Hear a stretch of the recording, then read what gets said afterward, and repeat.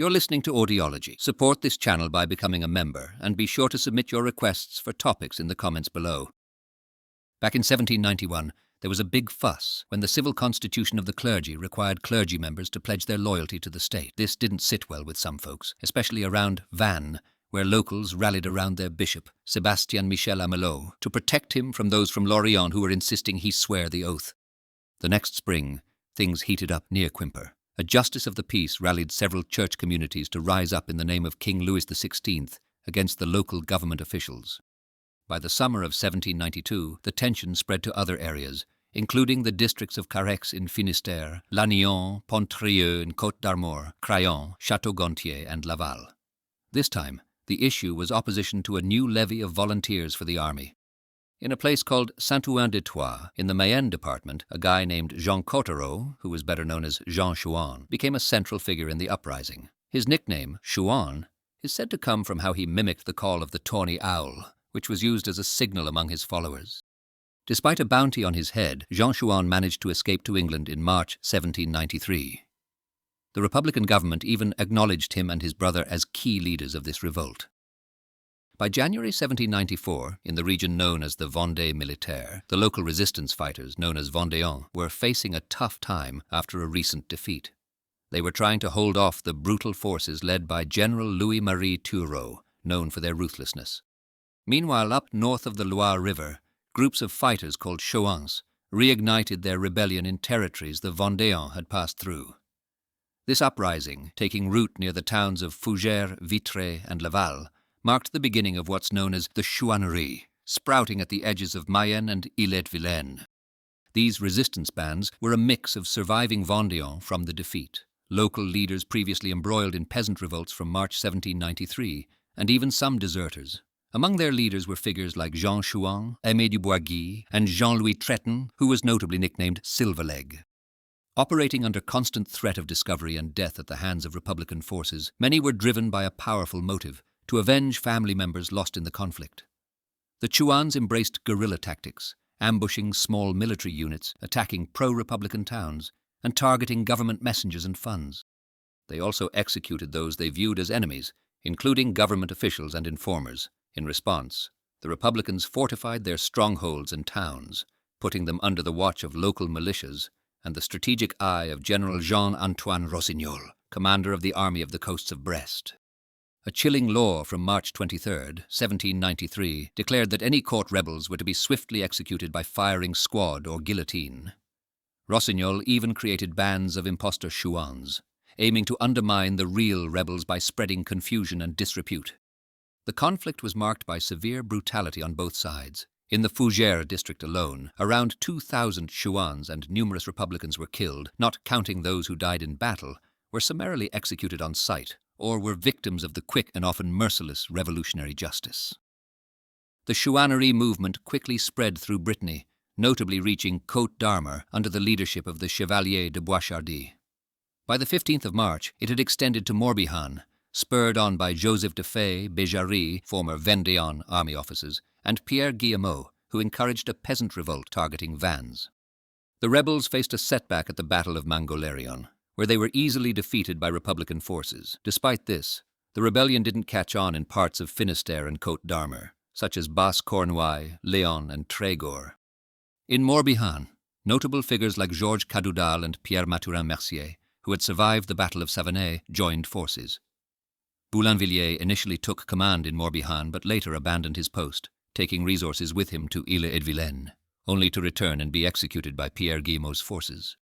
Leadership and unity varied across different departments. In northern Anjou, Marie-Paul de Sepeau de Boisguignot had limited real authority despite his title, reflecting a broader issue of fragmented command within the movement. Joseph de Puiset, recognizing the need for centralized leadership, sought support from the future King Charles X in London. Despite their differing views on monarchy, Puiset was appointed as the General-in-Chief of the Royal and Catholic Army of Brittany with William Pitt the Younger's intervention, effectively giving him command over all insurgent areas north of the Loire. The political landscape shifted significantly after Maximilien de Robespierre's downfall on the 28th of July, 1794, marking the end of the Terror and leading to a more negotiable stance from the Convention Nationale.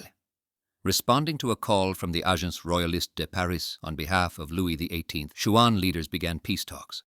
Brigadier General Jean Humbert and Chouan leader Boishardy discussed peace options in December. Efforts to solidify this peace led to the Treaty of La Mabile in April 1795, with negotiations headed by Puisay's deputy Cormatin. Out of 121 Chouan leaders, only 21, including de Siltz and Boishardy, agreed to sign the treaty. After Louis XVII's death on June 8, tensions rose again because both parties hadn't been negotiating honestly. On August 26, 1794, General Lazare Hoche, who took over from Jean-Antoine Rossignol as the leader of the Army of the Coasts of Brest, made a bold move by arresting those who didn't agree to the Treaty of La Mabilaise, believing Cormatin was trying to trick him. Cormatin ended up imprisoned until 1802, and Boishardy, who also refused to sign, was tragically killed one night between Brehand and Moncontour. Similarly, de Siltz, who had taken up arms once more, met his end in battle on June 28 at Grand Champ. Moving forward to June 23, 1795, a British fleet under Commodore John Borlace Warren landed 3,500 soldiers at Carnac, joining forces with 15,000 Chouans under the leadership of several key figures. However, a clash of strategies between royalist leaders cost them critical time. A rapid counterstrike by Hoche pushed the Chouans back. On July 10th, attempts to catch the Republicans off guard with troops in English uniforms went awry, with the first group scattering and the second, led by Vincent de Tinténiac and Georges Cadoudal, receiving new orders that diverted their mission. Tragically, Tinténiac was killed en route to a new landing site. Meanwhile, in Quiberon, a failed attack by royalist reinforcements led to a decisive Republican victory on July 20th, leaving Louis-Charles de Hervilly fatally wounded and resulting in the capture of over 6,000 prisoners, 748 of whom were executed, including Sombreuil. His letter condemning Joseph de Puisay's escape deeply affected the Chouans, leading to Puisay's death sentence in absentia, although he was later reconciled with Cadoudal, thanks to maintaining some support, notably from the Count of Artois. The fallout of the British-led royalist setback reignited guerrilla fighting, extending as far as Normandy under Louis de Frotté's command. Puisay, whose reputation had suffered, alleged that the Morbihan Chouans were against nobility and aimed for equality under a royal banner. He relocated to Ille-et-Vilaine seeking support, which didn't significantly improve, but managed to retain his leadership due to the Count of Artois' backing. Wanting a chouannerie led by nobility, Puisay founded the Company of Chevaliers Catholiques, which saw several émigrés returning to fight alongside the Chouans, though this move was not without its conflicts. In January 1796, Puisay teamed up with the Fougères division, a key group in Ille-et-Vilaine, and put Aimé Piquet du Boisguy in charge, although Boisguy really had control only over the eastern part of Ille-et-Vilaine. Leaders like Frotté and Sepeau only recognized Puisay as their nominal general-in-chief. To combat the Chouans, the Republicans organized their forces into three main armies. The Army of the Coasts of Brest, commanded by Lazare Hoche, operated out of Rennes or Vannes, covering areas such as Finistère, Morbihan, Côte d'Armor, Ille-et-Vilaine, and Mayenne. Canclos led the Army of the West from Nantes, which had jurisdiction over Loire-Atlantique, Maine-et-Loire, Vendée, and Deux-Sèvres. The Army of the Coasts of Cherbourg, under Jean-Baptiste Annibal Aubert du Baillet, was based in Saint-Malo, overseeing Manche, Orne, Calvados, Sarthe, and parts of Ille-et-Vilaine. By December 1795, the Directoire empowered Hoche as the chief general of all Republican forces in the West, merging the forces into the Army of the Coasts of the Ocean. Even after experiencing setbacks like the Quiberon disaster, the Chouans managed to secure some wins. However, in early 1796, Hoche shifted strategies by establishing mobile units, offering amnesty and religious freedom to surrendering Chouans, and working on army discipline. This approach led many Chouans and Vendians to give up fighting. Hoche then focused on settling matters in the Vendée. Important figures such as Jean-Nicolas Stofflet and François de Charette were captured and executed in early 1796, effectively concluding the conflict in the Vendée. With the Vendée pacified, Hoche turned his full attention to the Chouans. Faced with the overwhelming Republican forces, Chouan leaders began to surrender. Sepeau was the first, giving up in May, followed by others including Georges Cadoudal and, eventually, Aimé Piquet du Boisguy by late June. Louis de Frotté opted to flee to England, leaving his associates to sign the peace agreement. After these events, Puisay also made his way back to England.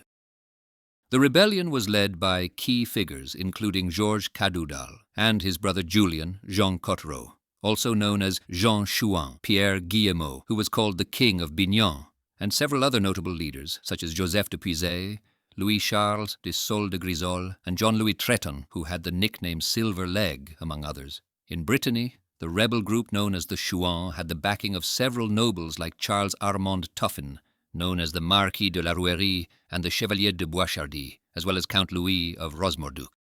They also had support from common folks like the Cadoudal brothers.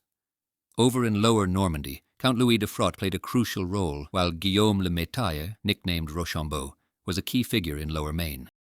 Unlike in the previous Vendée War of 1793, the nobles in the Vendée were unable to assume their traditional military roles.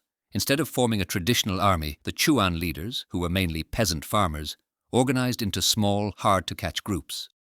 A significant difference from the earlier conflict was that the Chouannerie didn't control any specific territory, with cities and many towns remaining under Republican control. However, some districts did openly rebel, and there was also a small region in Lower Maine called Petite Vendée under the control of the Prince of Talmont. Suppressing the Chouannerie proved to be a complex task. Its forces, having not been defeated in the Vendée War, were numerous and spread out, led by many leaders, and typically operated in small, scattered units. Thanks for watching. Share your thoughts in the comments and subscribe for more content.